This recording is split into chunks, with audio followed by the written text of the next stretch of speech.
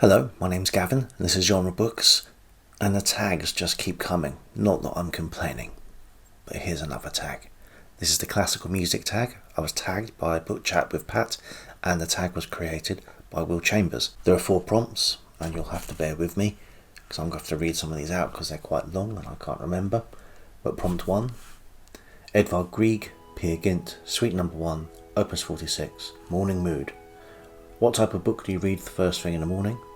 And if you're not a morning person, what book do you think has a great morning scene? I don't know if I'm a morning person, but I am up in the mornings. I'm certainly not a morning person until I've had that first cup of coffee. The answer is that I'll read anything. Whatever I'm reading at the moment is what I'll be reading in the mornings. If I'm on my commute, then the only stipulation I have is either on my ebook or light enough to carry handily in a jacket pocket. If it's a weekend and it's a morning, then what I'll probably start doing is by recording a booktube video and then getting on with some reading. Prompt number 2, Richard Wagner Walkürenritt, The Ride of the Valkyries, a book you enjoyed where the protagonist dies or an important death/funeral takes place. I don't know how much you're supposed to enjoy books where the protagonist dies or there are important deaths, but The Ride of the Valkyries probably coloured my thinking when answering this one, and I just thought Apocalypse Now and then straight to The Heart of Darkness, and in particular obviously the death of Kurtz. It's an important death in terms of the book because of what Kurtz seems to represent. Marlowe is obviously on his way to go get him because of the questionable activities on the journey upriver. You have increasing evidence of his malign influence. Marlowe has read by this point, either before or on his way upriver, the pamphlet that Kurtz had produced, which dehumanises the natives of the Congo, and you can see the evidence on the journey upriver of him putting that dehumanising into effect. But when you actually get to Kurtz, he's been beaten by the country, he's sick, he's dying. All that power, all that charisma, you've been sort of fed to believe by this point that the man has just left him. And his last words on his deathbed, the horror. I don't know whether this is a plea to be forgiven for the horror that he's created, just him reflecting the horror that he sees around him, whether there's any remorse in the man at all. By this point he's a spent force, he makes little sense, and his ending is very subdued. It happens off the page, off screen as it were.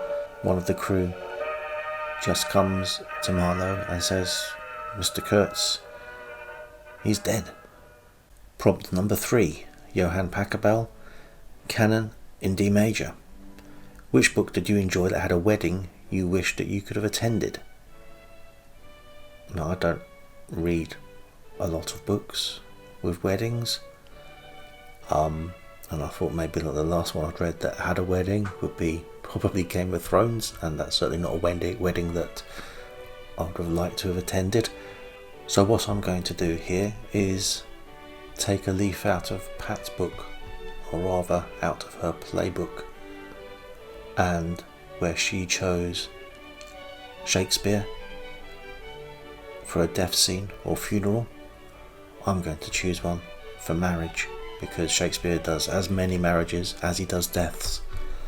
So there are lots to choose from, but I think I would go for As You Like It. Let's have a wedding in the Forest of Arden, and that is Rosalind and Orlando. Yes, I think so. And Touchstone gets married at the same time as well, because Shakespeare was a big one for budgeting on the weddings. Why have one wedding when you could have 2 or 3 at the same time? Prompt number 4, Gustav Holst, The Planets, Opus 32, Movement 4, Jupiter, The Bringer of Jollity.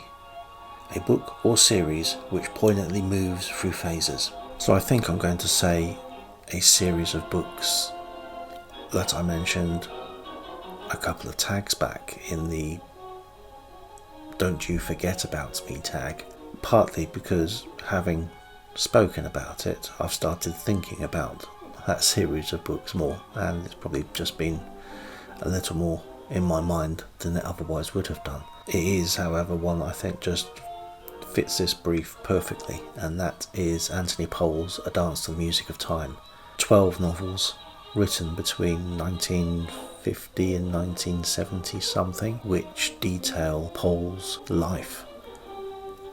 Everything is fictionalized.